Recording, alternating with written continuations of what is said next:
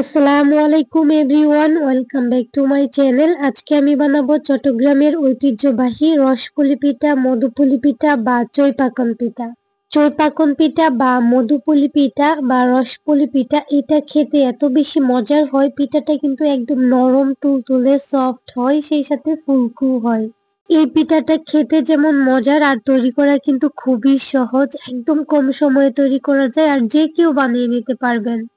চাইলে এই পিঠাটা সংরক্ষণ করেও খাওয়া যায়। আমার কাছে এটা অনেক অনেক বেশি ভালো লেগেছে, তাই আমি একদম ডিটেলস এ রেসিপিটা শেয়ার করেছি। আশা করছি আপনাদেরও অনেক বেশি ভালো লাগবে। ভালো লাগলে প্লিজ চ্যানেলটাকে সাবস্ক্রাইব করে দিবেন, সেই সাথে পাশে থাকা বেল আইকনটা অন করে দিবেন। তাহলে চলুন আর কথা না বাড়িয়ে শুরু করি আজকের মূল রেসিপিটা।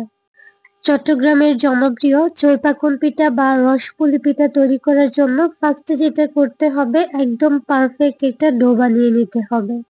ডোটা বানানোর জন্য ফার্স্টে আমার লাগবে 2 কাপ লিকুইড দুধ। আমি একটা প্যানের মধ্যে 2 কাপ দিয়ে দিচ্ছি লিকুইড দুধ। চিনি দিয়ে দিচ্ছি 1/3 কাপ। অবশ্যই চিনিটা নিজেদের পছন্দ মতো অ্যাড করবেন।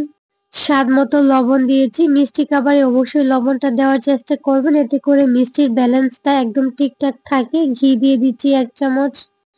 ঘি এর পরিবর্তে এখানে তেলটাও ইউজ করতে পারেন, তবে ঘিটা দিলে সুন্দর একটা ফ্লেভার আসে। এখন এই প্যানটাকে চুলায় বসিয়ে চুলাটাকে অন করে দুধটাকে জাল করে ফুটিয়ে নিব। আপনারা চাইলে এখানে গুঁড়া দুধও অ্যাড করতে পারেন, এতে করে এটার টেস্ট আরো অনেক বেশি ভালো আসবে, তবে আমি এখানে কোনো রকম গুঁড়া দুধ অ্যাড করব না। এই পিঠাটা বানানোর জন্য আটা, ময়দা, চালের গুঁড়া যে কোনো একটা নিলেই হবে। দুধটা খুব ভালোভাবে বলক চলে আসছে, এখন এর মধ্যে দিয়ে দিচ্ছি আমি 1 কাপ ময়দা। ফার্স্টে আমি 1 কাপ ময়দা দিয়ে খুব ভালোভাবে নেড়েচেড়ে মিশিয়ে নিব। যদি লাগে পরে আবারও অ্যাড করব, সঠিক পরিমাণটা আমি অবশ্যই বলে দিব। তো প্রথমে 1 কাপ দিয়ে আমি খুব ভালোভাবে নেড়েচেড়ে মিশিয়ে নিয়েছি। তারপর আমি আরো হাফ কাপ নিয়েছি, অল্প অল্প করে বাকি হাফ কাপ দিয়ে আমি ডোটা বানিয়ে নিয়েছি। এখানে একটা কথা বলি, এই ডোটা তৈরি করার সময় অবশ্যই চুলা আঁচটাকে লোতে রাখতে হবে, না হলে দুধটা খুব তাড়াতাড়ি শুকিয়ে যাবে আর ডোটা ঠিকঠাক হবে না। তো ডোটা যে সময় আমি তৈরি করেছি, আটা অথবা ময়দা বা চালের গুঁড়ি যেটাই নেই, ওটা ছেঁকে নিলে এরকম গুটি গুটি হতো না, একদম মসৃণ হতো। এখন আমি এটাকে ঢাকনা দিয়ে ঢেকে 5 মিনিটের জন্য রেখে দিয়েছি, এতে করে খুব ভালোভাবে এই যে ডোটা সিদ্ধ হয়ে গেছে। এখন এটাকে আমি নিয়ে নিচ্ছি একদম গরম গরম থাকা অবস্থায়। এটাকে খুব ভালোভাবে ডলে ডলে আমি ময়ান করে নিব। আর যেহেতু এটা অনেক বেশি গরম, আমি একটা স্টিলের বাটি নিয়েছি। বাটিটা দিয়ে খুব ভালোভাবে ডলে ডলে এটাকে ময়ান করব। আর ময়ান করাটা দেখে বুঝতে পারছেন, আমি কিন্তু অনেকটাই সময় নিয়ে এটাকে ময়ান করেছি। এই পিঠাটা কিন্তু এই ময়ানটার মাধ্যমে কিন্তু পিঠাটা অনেক বেশি ফুলকো আর একদম তুলতুলে হয়। পিঠাটা বানানোর সময় যদিও ফুলকো না হয়, তবে এটা নরম তুলতুলে কিন্তু হয়, এটাই পাকন পিঠার বৈশিষ্ট্য। এই পর্যায়ে এসে আমি কিছুটা চিনি, সেই সাথে কিছুটা বেকিং সোডা অ্যাড করেছি, এতে করে অনেক বেশি ফুলকো, সেই সাথে একদম নরম তুলতুলে হবে। চিনি, বেকিং সোডা সহ এটাকে আমি আবারও কিছুক্ষণ ময়ান করে নিয়েছি। এই পর্যায়ে ডোটাও কিন্তু কুসুম গরম আছে, একেবারে ঠান্ডা হয়ে যায় নাই। যদি এই ডোটা ঠান্ডা হওয়ার পরে ময়ান করেন তাহলে এরকম সফট হবে না, এটা একদম নরম তুলতুলে হয়েছে, একদম তুলার মতোই হয়েছে ডোটা। তো আমি আবারও কিছুটা সময় নিয়ে হাত দিয়ে এটাকে খুব ভালোভাবে মথে নিয়েছি। আর আমি কিন্তু একটু দেখিয়ে দিচ্ছি, দেখেন কতটা বেশি সফট হয়েছে, ঠিক এরকম হতে হবে। এ পর্যায়ে এসে আমি এটাকে 2টা ভাগে ভাগ করে নিচ্ছি। 2টা লেচি কেটে নিচ্ছি। আমি একটা বড় সাইজের রুটি তৈরি করব, চাইলে পুরাটা একসাথে নিয়েও তৈরি করা যায়।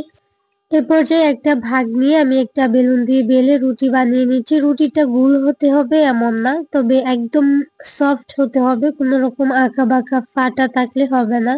রুটিটা বানানোর সময় কিন্তু আমি কোনো রকম গুঁড়িও দেই নাই, সেই সাথে এটার মধ্যে তেলও দেই নাই। একদম যেভাবে আমি এটা ময়ান করেছি ডোটা, ঠিক এভাবেই এটাকে নিয়ে আমি বেলে নিচ্ছি। এই রুটির পুরুত্বটা কিরকম হবে আমি একটু আপনাদের দেখিয়ে দিব, দেখলেই বুঝতে পারবেন। এটা নরমাল রুটির মতো কিন্তু একদম পাতলা হবে না, মোটামুটি একটু মোটা সাইজের রুটি হবে। চাইলে কিন্তু এর থেকে আর একটু মোটা রাখতে পারেন, তবে এর থেকে পাতলা করবেন না। এখন একটা পিৎজা কাটার দিয়ে কেটে নিচ্ছি। আর চইপাকন পিঠা আপনারা যে কোনো ডিজাইনে বানিয়ে নিতে পারেন, তবে মূলত এভাবেই কিন্তু বেশিরভাগ এই চইপাকন পিঠাটা বানানো হয়, তবে আপনারা কুকি কাটার দিয়েও এটা কেটে নিতে পারেন। আগে আমি বলেছিলাম চড়ুই-পাখুন পিঠা যে কেউ বানিয়ে নিতে পারবেন, কারণ এটার কোনো ডিজাইন হয় না, শুধু এভাবে কেটে নিলেই হয়ে যায়। এটা যে জীবনেও পিঠা বানায় নাই সেও বানাতে পারবেন। পিঠাটা একদম সিম্পল হলেও এটা খেতে এত বেশি মজা লাগে, আপনি যতই দিবেন আপনাকে ততই খেতে পারবেন, এত বেশি মজার হয়। আমার মনে হয় রসপুলি পিঠা বানানোর ক্ষেত্রে মিষ্টি যে যতটুকু পছন্দ করেন এই মিষ্টির ব্যালেন্সটা ঠিকঠাক রেখে আর ডোটাকে একদম একটু বেশি পরিমাণে সময় নিয়ে ময়ান করে নিতে পারেন, তাদের পিঠাই একদম পারফেক্ট হবে। সেক্ষেত্রে ডিজাইন আপনি যেটাই দেন পিঠাটা খেতে মাশাআল্লাহ অনেক বেশি মজাদার হবে। তো সবগুলো পাকন পিঠা আমি কেটে নিয়েছি। আমি আগেই বলেছি একটু স্লো ভাবে আমি দেখিয়ে দিয়েছি যাতে আপনাদের বুঝতে সুবিধা হয়।